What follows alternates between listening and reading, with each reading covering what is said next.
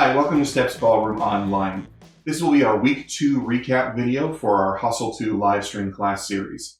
If you'd like to be included in our live stream classes on Sunday evenings, make sure you reach out to us via email at dance@stepsballroom.com. You can also find us via our social media links, which are down in the description. Make sure you like and subscribe and hit that notification bell so you receive updates for whenever we post future recap videos. Now, after our first class session where we started the basics of 3-count hustle, we're ready to move on to some more complex patterns. This class will be tackling the pattern of Grapevine, but we'll be doing the Grapevine in a stationary position, rotating around a central axis. We'll tackle this firstly by doing the footwork, so let's get started.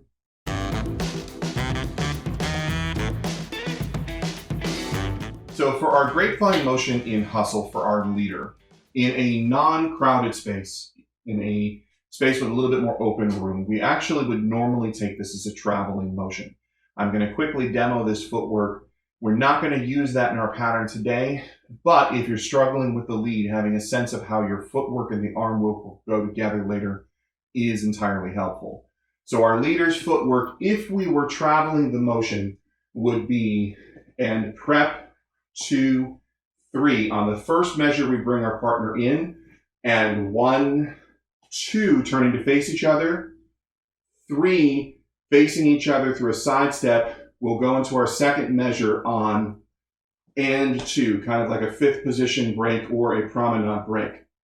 We'll step 2 side, 3 behind, and then on and 1, we have a syncopated side cross in front going and 1. 2 side, 3 is behind, our syncopated beat goes, and 1. So if we were to take this traveling down the floor, it would be a combination of slows and then that syncopated quick over to give us a little bit of style. Now that quick over is where we're going to shift over through our shoulders to get our ladies or our followers into that motion. So as we go into this, you would have and prep 2, 3, and 1, bring them in, 3 and 2, 2, 3 and 3, 2, 3 and 4.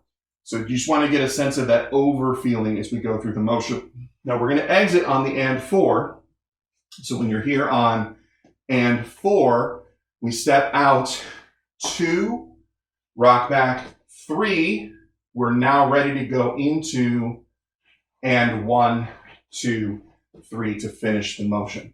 So the horizontal variation of this for our leader entirely all the way through is and prep 2, 3 and 1, bring them in, 3 and 2, 2, 3 and 3, 2, 3 and 4, 2, 3 and prep 2, 3. Now the challenge is that we don't often have that much room to use that gesture. So in a confined space, like we mostly have now, we want to be able to do that as a stationary rotational pattern, taking the follower around us through the motion. That's going to mean that our footwork, for the most part, is going to be marching time in place while we negotiate our follower through the gesture. This makes the lead harder because we have to over-amplify the shoulder lead to get through to our follower what we want out of their footwork, since we are not mirroring them through the motion, which is why the horizontal variation has some value to practice, but we're going to try and do it in the stationary form. So as I go into this and prep 2, 3, I still bring them in on the first measure, and 1, 2, 3, palm to palm position with my partner, and 2, 2, 3, now I'm going into marking time while they go around. I'm going to take them through the and 3 motion, and 3, 2, 3, and then I'm going to take them through the and 4 motion, and 4, 2, 3, getting out of the motion 2, and prep 2, 3. So we're still targeting 4 measures for the full pattern sequence. We're still exiting on the and 4 measure. So we're only going to take them through and 2, 2, 3, and 3, 2, 3, and 4 before we break out to standard position. Now, it is harder to track, especially when you don't have your partner, so you have to be very specific with your rhythm as you're going into this. So if I run it all together, I have 5, 6, 7, 8, and prep, 2, 3, and 1, 2, 3, and 2, 2, 3, and 3, 2, 3, and 4, 2, 3, and prep, 2, 3. Now, the amount of rotation that we get on this is entirely subjective. You may get more, you may get less than this. The goal, however, with any type of free rotating pattern is that you can pick a target and hit a target so that you're in control of your own rotation and we don't over-rotate to a point where we suddenly shoot our partner out into another couple on the dance floor or into the table or chair that you didn't expect to be at that point. So we're going to set a target here, but the target is in completely subjective state. We are going to start facing here. And if I start facing here, when I turn the motion all the way around, I'll start my syncopation facing my partner and then turn to the opposite side of the room. So there's a little bit of adjustment. If I start facing 9 o'clock to the camera, I will end up facing 12 o'clock before starting the grapevine motion. And then I will come all the way around counterclockwise to finish at 3 o'clock to the camera, finishing the gesture here, and then regaining back into my normal hustle footwork. Taking that all together one more time for the leader's footwork, starting with a prep step, ending with a prep step, we have 5, 6, 7, 8, and prep. 2, 3, bring them in. 2, 3, and 2. 2, 3, and 3. 2, 3, and 4, 2, 3, and prep, 2, 3 to get out of the motion.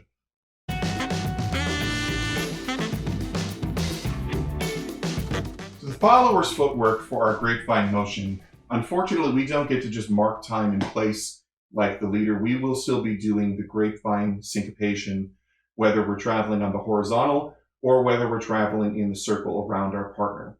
We're going to start with our prep step. We step in and prep, 2, 3. The first measure is a simple right turn. He'll be bringing us in, but instead of going to either an open handhold or a frame position like left turn, he will interrupt us halfway through in a palm-to-palm gesture, which will interrupt our turn. We'll end up facing him.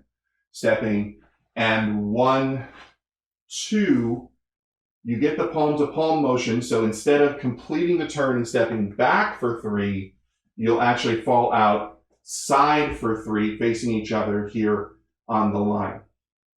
The second measure, and 2, you're going to fall back for promenade break or 5th position break, stepping, and 2.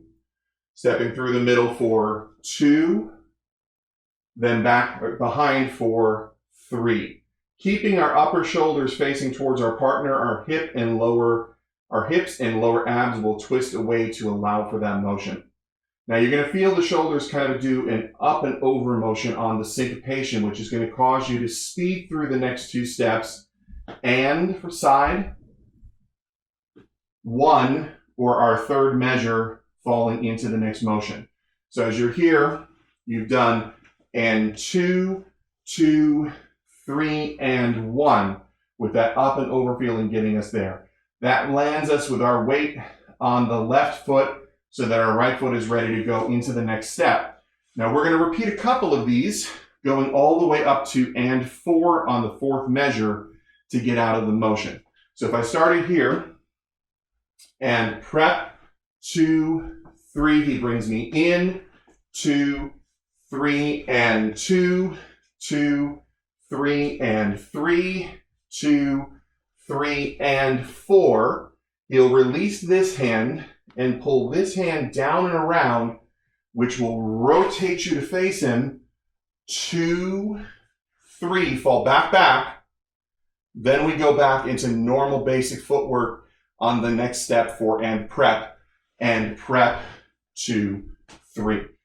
Showing that one more time all the way through without stopping. This is the horizontal variant. We have and prep, 2, 3, and 1, 2, 3, and 2, 2, 3, and 3, 2, 3, and 4, 2, 3, and 1, 2, 3. Now, obviously, in cramped conditions, that much travel, we aren't going to be able to get away with it. So the stationary format is exactly the same footwork, but instead we're going to be curving around our partner as we do it. Now, when you're practicing by yourself, one of the best things that you can do is to give yourself some sort of object on the floor that you can use as a reference point as you're traveling around the motion. So if you have a yoga brick, if you have a small chair or stool or something that you're not going to kick or hurt yourself on, if we misalign ourselves, that's ideal. As I start here, I dance the prep step, and 1, 2, 3. He brings me in on the first measure, and 1, 2, 3. From here, the footwork is the same, but instead of a straight line, we're going to curve around our partner as we go. And 2, 2, 3, keeping our chest and head focused towards him through the entire gesture. Stepping, and 3, 2, 3, until we get to the final measure, and 4, where he's going to drop the arm and pull the other arm out to rotate us away. 2, 3, and prep. 2, 3, rotating around him. Again, just like the leader, rotation on this will vary, and that is totally normal and okay. The only thing we want to get good at is setting a target and hitting a target. So my target right now is, if I start facing here, if that's 12 o'clock, I'm here at 9 o'clock. I go into the motion turning in, which means I start the grapevine over here at 3 o'clock, and then as I continue the rotation, when I finish, I'm back over here at 3 o'clock again. So I've gone all the way around my partner one full time to complete the gesture. Let's take that all the way through one more time. Starting from our prep step, we have 5, 6, 7, 8, and prep. 2, 3, and 1, 2, 3, and 2, 2, 3, and 3, 2, 3, and 4, 2, 3, and prep. 2, 3, and out.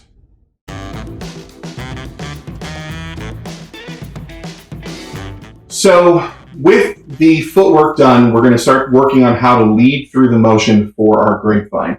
Now, in practicing this, I encourage you to try, at the best of your ability in your circumstances, in your room and space that you have, to try the horizontal version, especially as a leader, because it really does help you get a sense of the lead that we're going to have to do is when we're not doing the horizontal version, when we're doing the rotational version. So as we start this, we're going to bring our partner in with a simple fishhook lead on the first measure. So we start with, and prep, 2, 3 on 1, and 1, fishhook them in and present a palm target for them to hit so that we can get to palm open position. Palm to palm open position, again, it gives us stability in the elbows. The arms are not moving in space. When I shift my partner, I should be able to shift the shoulder line rather than getting a push me, pull you in the arms. You need a further breakdown of the differences between open and palm to palm open. You can see the link above for our video on dance frame positions. Once we're here, we fall into that second step for 3, and then we're going to do the next measure and 2, stepping into promenade break and 2. Now, to get your partner there, you're going to push slightly away in the hand as you turn your own body. That'll create the torque necessary to get to and 2. Level off for 2. On 3, we're going to push slightly away in the right hand for the leader, left hand for the follower, not letting the arms shift, letting it torque the shoulders away from themselves to get the behind. Now, on the and 1, we're going to do an up and over motion through the shoulders, but you'll actually kind of feel it sort of pantomiming a little through the hands. That is going to be accompanied with that same push away lead going into the 1 count, going and 1 to get yourself into that cross step. Do not let this arm crimp in. We want to keep that open and wide position to get us into the motion. Then we level off 2, push away 3, have the up and over feeling, and 1 to get to the next cross motion. So as we're traveling down the floor now, we need to get to the exit window for the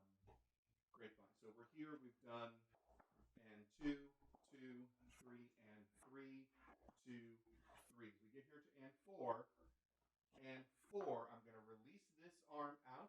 I'm going to pull my left arm down to release the follower out to the side, stepping 2, 3, at which point we default back to basic footwork here and prep 2, 3 to connect to the next pattern sequence. So one run real quick, putting the horizontal variant of our grapevine together. We have 5, 6, 7, 8, and 1, 2, 3. Bring them in, 2, 3, and 2, 2, 3, and 3, 2, 3. Release 4, 2, 3, and 1, 2, 3. Now, the difference between the traveling variant and the stationary variant for the leads is just the leads have to be more emphatic in order to get our partner to do them, because we're not mirroring each other's footsteps. So if our partner is trying to watch what we're doing with our feet, we're not going to sync up. So when we're here, when we step into the motion and prep 2, 3, bring them in, 2, 3. Nothing's different up to this point. As we step in here, 2 and 2, 2, 3. I've got to push to get them behind. Then I'm going to lead that up and over as I rotate them around me. And 3, 2, 3, pushing away. And 4, release out. And 1, 2, 3 to the next pattern sequence. When you're practicing this motion, do not worry about how much or how little rotation you're getting in the gesture. While we are going around and switching 180 degrees from our original starting point as our target, the amount of rotation in this is going to vary wildly, and I would rather you focus on solid leading going through the motion on this than worry about hitting an arbitrary target. Long term, the goal is to make sure that wherever you send them out at the end, as you push them away, you're not sending them into an object or a person that you didn't anticipate being there. So you've got to have the spatial awareness of your position in the room and be able to set and hit a target while moving. So as we go into this one full run, the stationary variant of our grapevine, we have 5, 6, 7, 8, and prep 2, 3. Bring them in, 2, 3, and 2, 2, 3, and 3, 2, 3, and 4, 2, 3, and 5, 2, out. As we get into the leading our partner, it becomes very easy for the leaders to essentially take a completely stationary stance and lose their count. So why do we focus on making sure that we're doing 2, 3, and 1? That is so that when we release them into the motion, we don't have to make a 50-50 guess as to which foot, which rhythm we're coming back in on our partner with. So if you practice this, you're working on the lead, do a couple runs as the leader where you put your focus on your feet and make sure that you're doing 1, 2, 3, and 1, 2, 3, and 1 all the way through the gesture so that you don't lose your rhythm structure as you go along.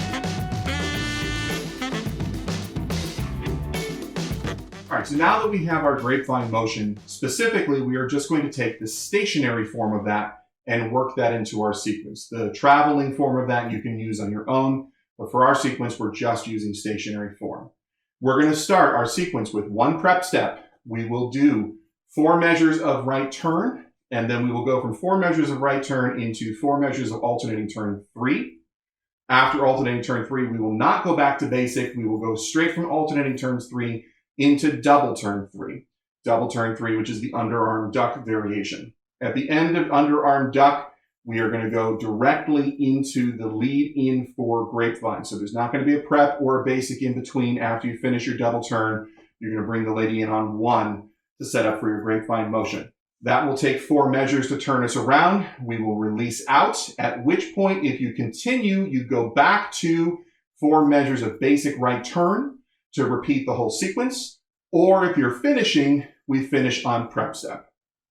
All right, now let's take that whole sequence with our partner with the music. Tempo before you go is, and 1, 2, 3, and 1, 2, 3. Ready? 5, 6, 7, 8, and 1. Right turn. And 2, and 3, and 4. Alternate turns. And 2, and 3, and 4. Double turn 3, and 2, and 3, and 4. Grapevine, and 3, and 4, and out to repeat the whole sequence. So keep working on that material for this week. If you have any questions, you can reach out to us via email or social media. Also, feel free to post a comment below. We would be happy to respond. Please do like and subscribe. It really does help us out here at this channel. Otherwise, keep practicing, and I will see you in our next lesson.